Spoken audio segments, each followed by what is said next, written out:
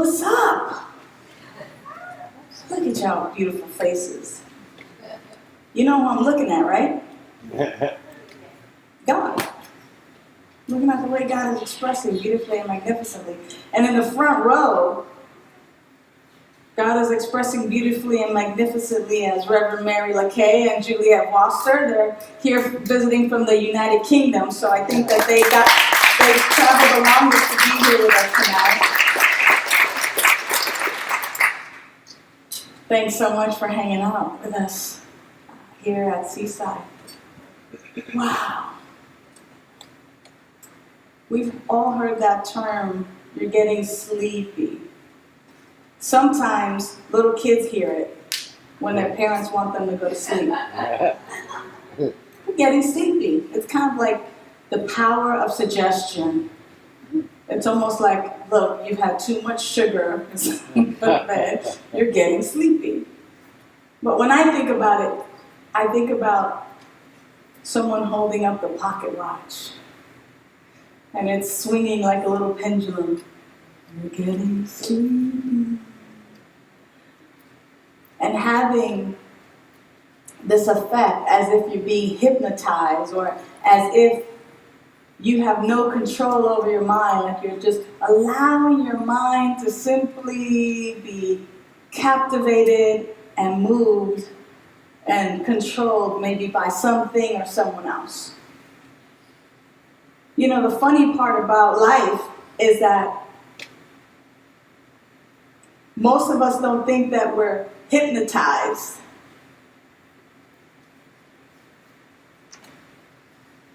But many of us are. By the world of effects, by commercials, by media, by ourselves even, at our own hand, where we begin to make suggestions to ourselves, especially the suggestions that are not the truth.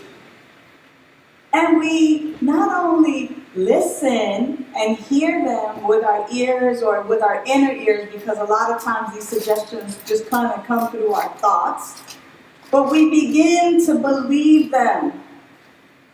Wah, wah, wah. And what happens when we allow ourselves to be hypnotized by the world of effects, or to be hypnotized by these suggestions or this way of being or this way of thinking that we've kind of grown up with, well, what we get, the results, the consequences, the outcome, the outpicturing of it is not necessarily life and abundant life and joy and peace and prosperity and just brilliance and creativity and beauty. It's usually the same old, same old. No wonder when people say, how you doing? Oh, same old, same old. Oh, you know, same old thing. Same thing, different day. Because we've allowed ourselves to become hypnotized at our own hands or at the hands of others. How many of us, we have a routine in the morning, especially for those of us who are working folks, and we have a routine, and there might be one morning where you kind of are at a stoplight and kind of go, now how did I get here? It's almost like you wake up and it's like, okay, I'm at the stoplight and I don't even know how I got here. Like, I'm not really conscious that, you know, I kind of know that I got up and took a shower and brushed my teeth and combed my hair, or, you know, did such and such and such to get here, but like, really, like, where did I go for a little bit? It's almost like Space Invaders, and somebody kind of like took our minds for a moment, and next thing you know, boom, we're back in our bodies going, now where was I for a few minutes, you know? Invasion of the Body Snatchers, and they just kind of took us and boom, there we were.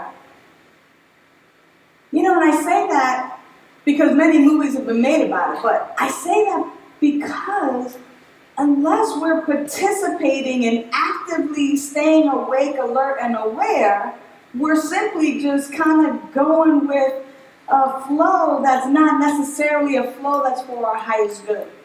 It's kind of like living on default. Kind of like you're getting sleepy. And we're just allowing ourselves to just be.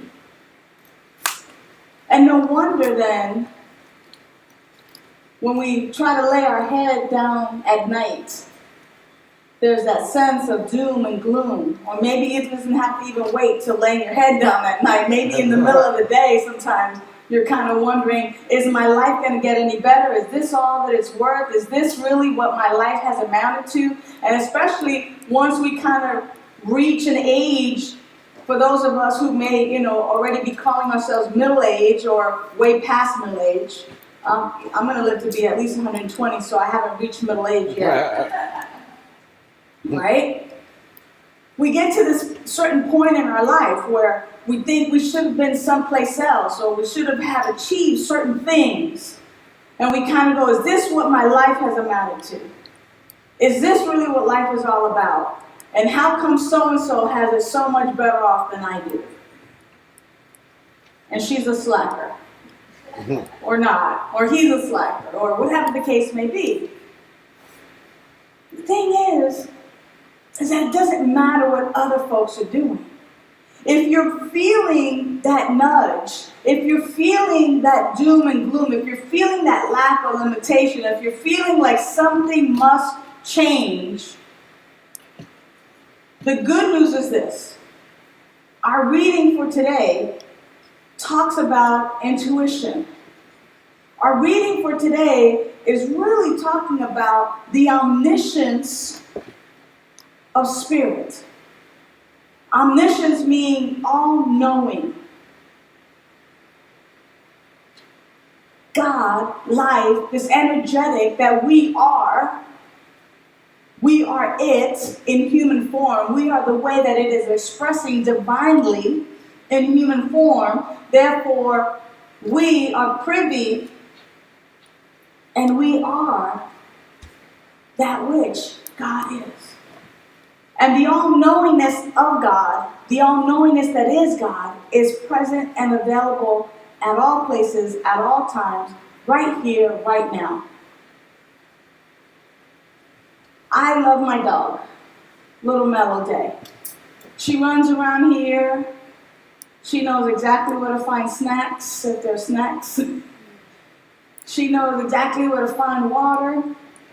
She knows, not because she has a conscious mind, but if she were to be out, or any other animal, whether it's a bird, whether it's a cat, whether it's a lion or tiger or bear, oh my.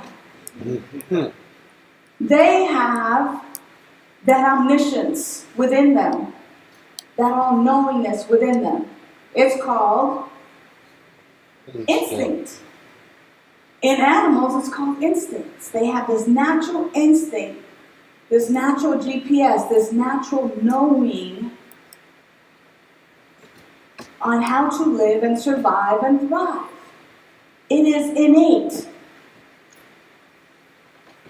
Some folks might even say that it is blasphemous for me to say that God is living perfectly as our pets, as life, as lions and tigers, as birds. But everything is God. Therefore, that life, that plant life, that animal life, the human life, the stars, our universe, our multiverse, everything is that energetic. So that life force is there, that all-knowingness is there. It is contained within the body temple. It is contained within each animal, within each plant. Sunny loves tulips. She loves tulips. See, look, you hear her back there?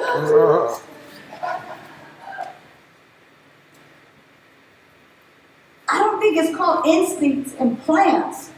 But sure enough, if I buy her some tulips, and we put them in a vase, and the room is dark, but we just open the shade just a little bit in the daytime, you better believe those tulips are leaning over to try to get that little bit of piece of sun. That little bit of sun. That's what they do. Now, there's no real mind or brain in these two lips that have been cut to say, okay now, if you see any little beam of light, you lean towards it. No. It's within them. There's this knowing, there is this omniscience that is present in the flowers and the plants that just helps them to do what they do, to take in the oxygen, to take in the carbon dioxide and give us off oxygen. It is the way of life. It is this flow that just happens. Life works together for good, for more and more life. Even in the cement, if there's any little piece of crack in the cement, there is some type of life, plant, weed, whatever it is we want to call it, peeking out, saying, here I am. Look at me. I'm a weed. But I'm life. And I'm trying to live right here because I can. And yet, somehow or another, we have this intuition, this way of being that absolutely guides us to our greatness. And yet, many of us don't even use that. We don't even know it's there. See, life, God, energetic, energy is not kind of the busybody like Mrs. Kravitz, you know? It's not kind of going, hey, I'm here, you need me? Put me in. Hey, I'm here. Hey, you need some help? I'm here. Life is not necessarily doing that as much as life and intuition and this inner knowing is just kind of like hanging out, being cool. I'm here if you need me. I'll be right here. Did I mention that I was here? I was kind of waiting.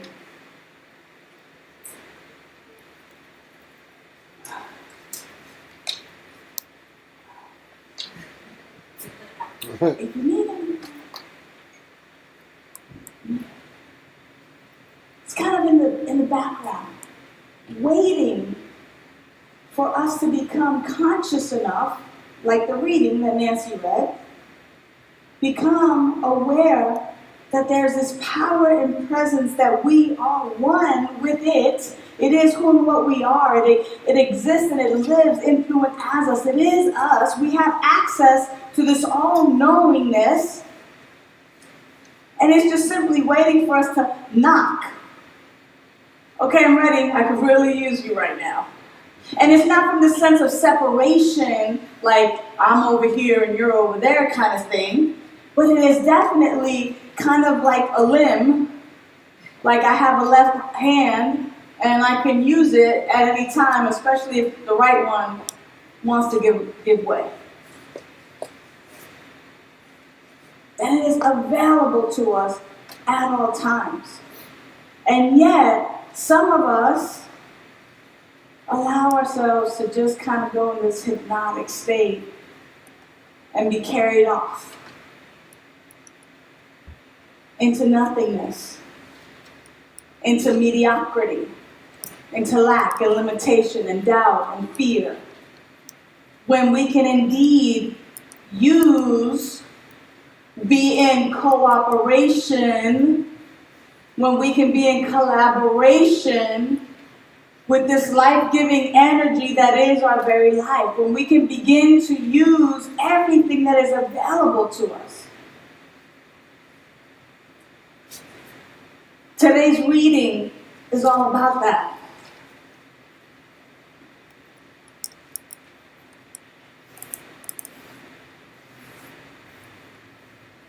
Here's what Ernest Holmes says.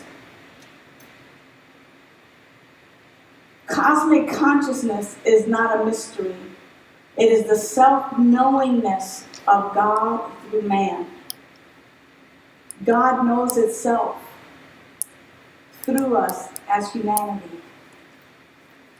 Who we are is God in human form, remembering that we're God hanging out in these flesh suits. We're simply God having this human experience. But when we forget and not use what is available in, through, and as us, what is available to us, when we forget to use who we are, then we kind of have that life that I was describing earlier. Then we have that nudge. Something's got to give. It's got to be different than this. Don't ignore that. That's kind of like, I'm waiting, or I'm here, by the way. So if you're having that conversation, that kind of mind chatter, if you're having that conversation with yourself, like, there's got to be more. It's because that intuitive nature that you are, that intuition within you is simply kind of tapping. I'm here. By the way, I'm here. If you ever need me, I'm here. And how many times do we snuff it out? How many times do we think, oh, that must be a childhood dream? Or, oh, that must be silly. Or, no, it's too late for me to ever do X, Y, or Z, or for me to ever reach my goal, or for me to even live a life of adventure, of love, of deep and abiding joy, of peace, and of abundance. It's never too late. Our life is eternal. Whether we're in this flesh suit or whether we are living eternally in, through, and as all of the possibilities. To the degree in which I accept that this is my truth, then I really get to live. Then I really get to experience life fully. Right? So it's the self-knowingness of God through man. The more complete the operation of that power, the more complete is man's conscious mentality. For the illumined do not become less, but more themselves. The greater consciousness of God, the more complete must be the realization of the true self, the divine reality. So it's interesting because when I was growing up, I would look at the priests, I would look at the preachers and the ministers, and I would think to myself, or the nuns, ooh, especially the nuns, and I would think, oh, poor them. They don't really get to have fun. They don't really get to do anything fun and really have a life. It's just this preachy, God, God, God. And this holy living. I wonder what they eat, And as a little kid, it's interesting because somehow or another, even though it seemed like such a restrictive life, how many of you probably thought that growing up too, Or just kind of, even thought, well, I don't want this spiritual life because if I take the spiritual path, I'm going to be missing out on all of this. I was there. And now what I get to see is, being on this path is recognizing the true self, and I recognize, not that there's anything wrong with all of this, but yeah, I could have all of that if I wanted to, but I have all of this. Ooh, woo, yay. I've got so much more than just this limited whatever that was and whatever it is that attracts and hypnotizes so many of us, that all of a sudden, in recognizing, even though I have not reached nirvana yet, I think he's in Inglewood. He's got the Inglewood church, that guy. Even though I haven't necessarily reached this whoa, I know myself and become this illumined being, even on this path, though, it's whoa, I'm getting to know who I really am. I'm getting to really use what is available within me to recognize a life of abundance, of joy, of peace, of creativity, of prosperity, of deep and abiding love, of, it's kind of like going from this idea that, oh, I can only love one person, or trying to divide the love. I only have this much love to give, so, okay, you can have a little bit, and you have a little in your family, so you can have a little, you know what I'm saying? Whereas, knowing the truth of who I am, it's just like, that ain't nothing. Love is endless. Like, there is no containing love. There is no containing joy and creativity and peace and abundance and all of it. There's no container for it because it is limitless. It is an unlimited supply, and it is available to me right now. And that's just being on the path for a little bit. Imagine, like, what I will know and how I'll blow my own mind and become so enlightened as I continue this path. But it's like, whoa, wait a minute. What I thought was like, poor them, they have no clue. It's like, whoa, how come this is not bottled for everybody to just have? And it is. It's available to all of us. Especially when we follow that intuition, especially when we allow ourselves to really be in a spiritual practice that continues to show us the limitless supply, the eternal life, the love beyond end.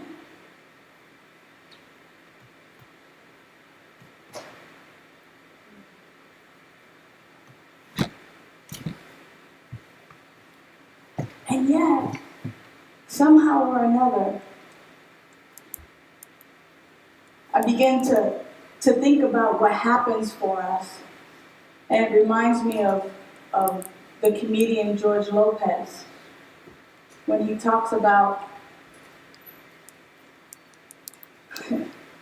growing up, and if there was an uneven part of the cement on the street where they lived, and some water gathered, that was the swimming pool. When we indeed can chill and bathe and bask and frolic in the ocean. And why we kind of go to the little uneven thing and think we're in a pool or in the ocean. And why we accept the little bit and fake ourselves out and we're getting sleepy and hypnotize ourselves, or allow ourselves to be hypnotized that this little accumulation of water is the ocean.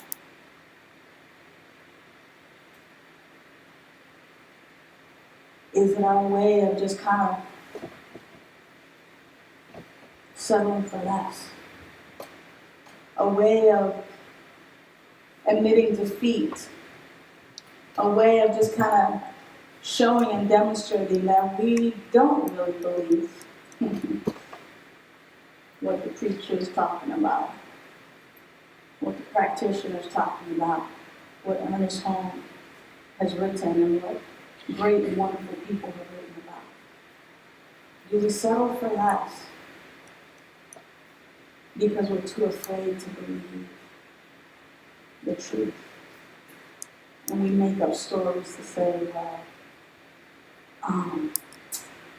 I don't have to be rich. Well, a piece of man is better than no man. Or, any little bit of relationship is better than no relationship at all. Or, at least I'm not where she is or where he is. Are we settling for less when that intuition within us is kind of saying, hey, there's something up? Whoa. Remember who you really are. And do we just kind of shut it up with our own mind, with our own thoughts? And if that's what's happening, stop it. Stop it right now. I see God before me, intelligence before me, abundant joy and love and prosperity and just creativity beyond measure. And if you don't see it in yourself, you need to be sitting before somebody who could see it for you and with you and remind you of the truth of who you are. That's why we have practitioners here. So that when we forget the truth of who we are, we can have a session with someone and they can remind us of the truth that we might indeed begin to incorporate in our daily activity so that it becomes a routine, so that it becomes a way of living, that we begin our prayer, our meditation, our sacred reading, our education, our declarations. Because you get to participate in it. You know, I can't want this more for you than you want it for yourself. You know, it's the old lead a horse to water. Like it is at hand. It is within you. It's that nudge. It's that sense of dissatisfaction. Asking you, begging you to do it differently. To live with more love, with more joy, with more peace, with more abundance, with more creativity, with more of who you really are. Ernest Holmes said it. When we focus in upon that, we become illumined where we know ourselves to the deepest way. And when we know the truth of who we are, then all of a sudden, things open up in a grand and glorious way. All of a sudden, we see differently. For those of us who wear glasses, thank you, Nancy, it's kind of like this. It's kind of like,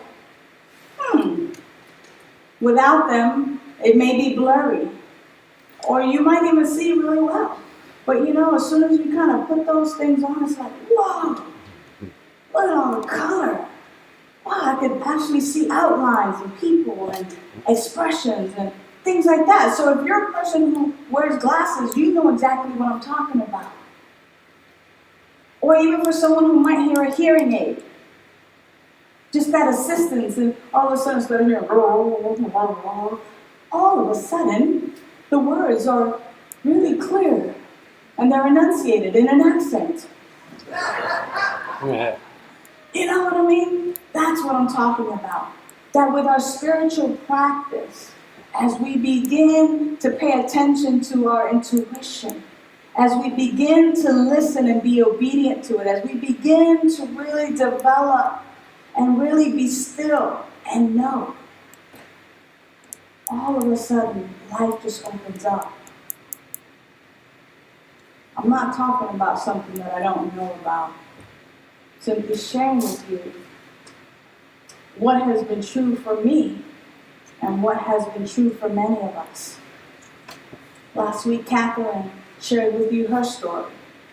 So it's not even for those of us who take the road of ministry or practitioner, but even if you take the road of lay practitioner, meaning you practice the stuff, you practice it, you're a practitioner. If you begin to just simply make it your practice,